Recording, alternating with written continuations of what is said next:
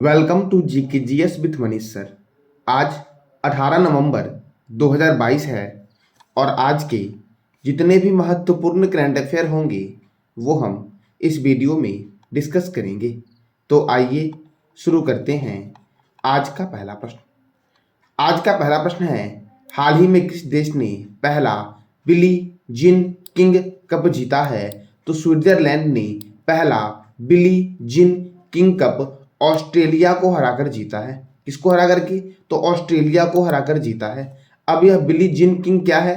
तो देखो, इस चैंपियनशिप का नाम अमेरिकी पूर्व विश्व टेनिस खिलाड़ी बिली जीन किंग के नाम पर रखा गया है। 2022 बिली जीन किंग कप अंतर्राष्ट्रीय महिला टेनिस टूर्नामेंट का 59वां संस्करण था और यह स्कॉटलैंड में आयोजित हुआ। कहाँ आयोजित हुआ? तो यह स्कॉटलैंड में आयोजित हुआ।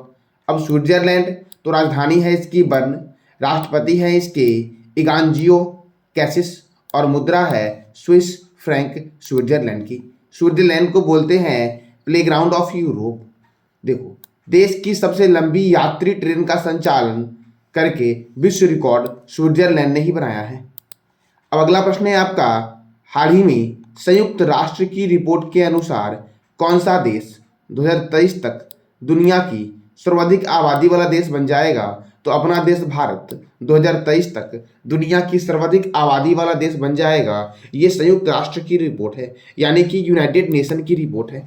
अब यूनाइटेड नेशन की स्थापना कब हुई थी? तो इसकी स्थापना हुई थी 24 अक्टूबर 1945 को और इसका हेडक्वार्टर है न्यूयॉर्क में।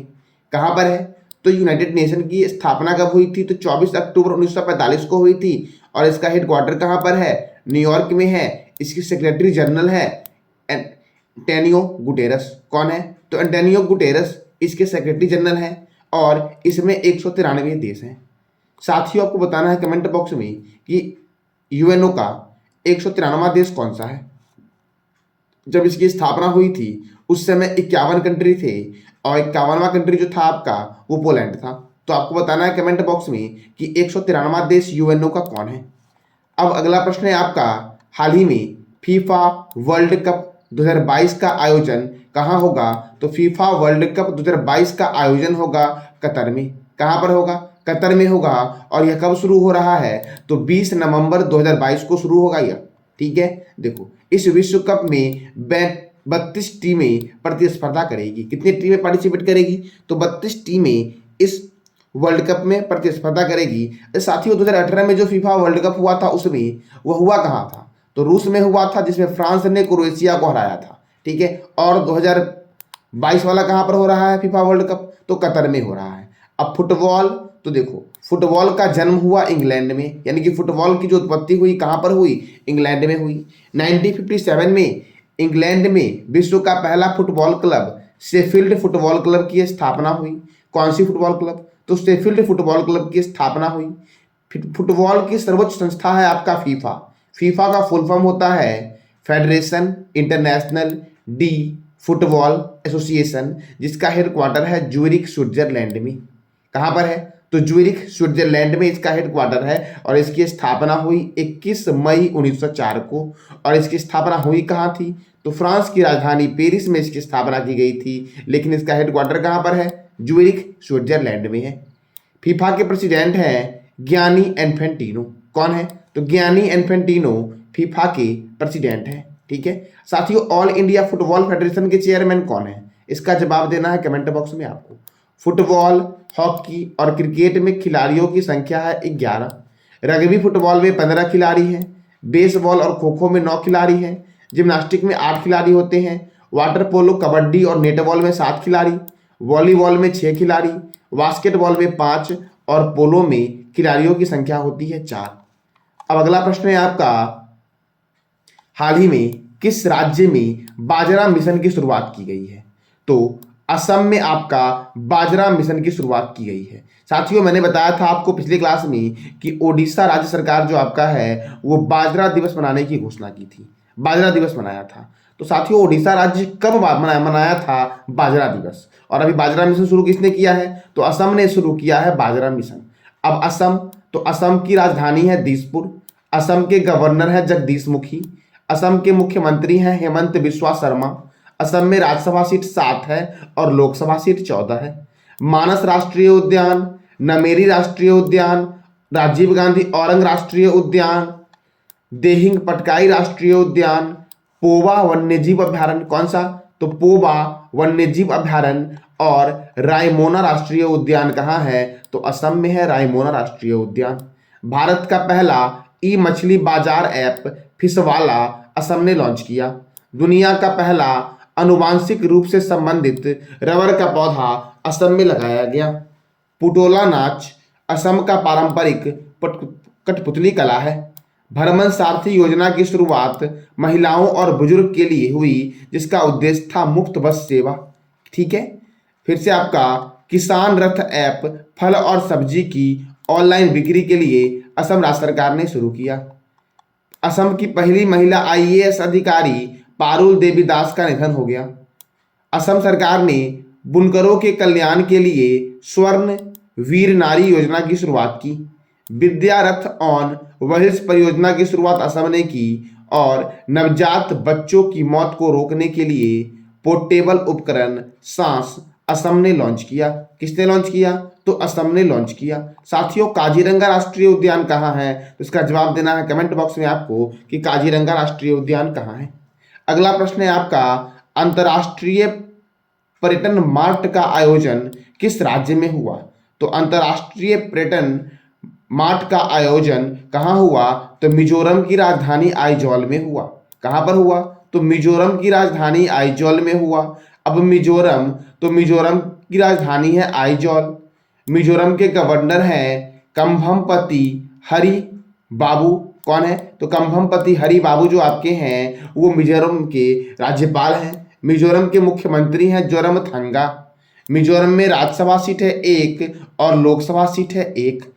माउंटेन राष्ट्रीय उद्यान, मुरलैन राष्ट्रीय उद्यान, डंपा वन्यजीव अभ्यारण्य कहाँ पर है? तो मिजोरम में है। माउंटेन राष्ट्रीय उद्यान, मुरलैन राष्ट्रीय उद्यान और डंपा वन्यजीव अभ्यारण्य कहाँ पर है? तो मिजोरम में है। और मिजोरम को बोलते हैं मोलासिस बेसिन। मैंने आज आपको 2 नाम बताया। एक बताया मैंने प्लेग्राउंड ऑफ यूरोप, स्विट्जरलैंड को बोलते हैं, और मोलासिस बेसिन किसको बोलते हैं? तो मिजोरम को बोलते हैं।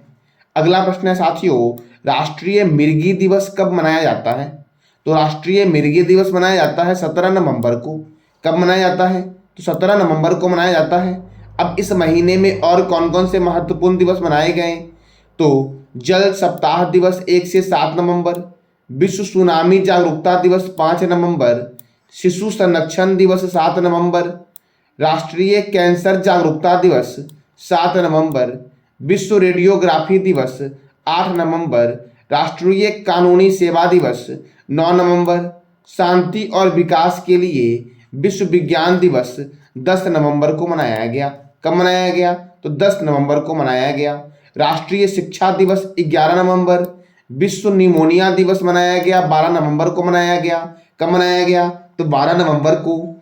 लोक सेवा प्रसारण दिवस 12 नवंबर, विश्व दयालुता दिवस 13 नवंबर, विश्व मधुमेह दिवस 14 नवंबर, बाल दिवस 14 नवंबर, विश्व बाल दिवस 20 नवंबर को मनाया गया। अंतर्राष्ट्रीय सहिष्णुता दिवस 16 नवंबर, राष्ट्रीय प्रेस दिवस 16 नवंबर, राष्ट्रीय मिर्गी दिवस 17 नवंबर, और 17 नवंबर को एक और दिवस मनाया गया, अंतर्राष्ट्रीय छात्र दिवस 17 नवंबर, और विश्व छात्र दिवस 15 अक्टूबर को मनाया जाता है। कब मनाया जाता है? तो 15 अक्टूबर को विश्व छात्र दिवस और अंतर्राष्ट्रीय छात्र दिवस 17 नवंबर को मनाया जाता है। अब अगला प्रश्न है आपका, हाल ही में किसने डिजिटल शक्ति 4.0 लॉन्च किया है? तो डिजिटल शक्ति जो आपका है ये किसने लॉन्च किया है? तो ये लॉन्च किया है राष्ट्रीय महिला आयोग ने। किसने लॉन्च किया? तो राष्ट्रीय महिला आयोग ने डिजिटल शक्ति लॉन्च किया। अब अगला प्रश्न है आपका, हाल ही में कौन सा राज्य स्टील का दूसरा सबसे बड़ा उत्पादक बना है? तो अपना देश भारत स्टील का दूसरा सबसे बड़ा उत्पादक बना है। और पहले स्थान पर कौन है? तो चाइना है, और दूसरे स्थान पर कौन है? तो भारत है। भारत जो आपका है वो दूसरे स्थान पर है, और चाइना जो आपका है ये कितने स्थान पर है? पहले स्थान पर है स्टील के उत्पादक में। तो ये था आज का आपका महत्वपूर्ण करंट अफेयर। मैंने कल आपसे क्वेश्चन पूछा था, हाल ही में किस देश के राष्ट्रपति ने ऑपरेशन वरखाने को समाप्त करने की घोषणा की है? तो फ्रांस के राष्ट्रपति इमैनुअल मैक्रोन ने ऑपरेशन वरखाने को समाप्त करने की घोषणा की है। अब फ्रांस ने किया है यह, तो फ्रांस की राजधानी क्या है? तो पेरिस है। फ्रांस के प्रेसिडेंट हैं इमैनुअल मैक्रोन, और फ्रांस की पहली महिला प्रधानमंत्री जो बनी है वो बनी है एलिजाबेथ बोर्न। कौन बनी है? तो एलिजाबेथ बोर्न बनी है। फ्रांस की करेंसी है यूरो। फ्रांस में आपका यूनेस्को का मुख्यालय है। यूनेस्को का मुख्यालय कहाँ पर है? तो फ्रांस की राजधानी पेरिस में है। UNESCO united nation educational scientific and cultural organisation.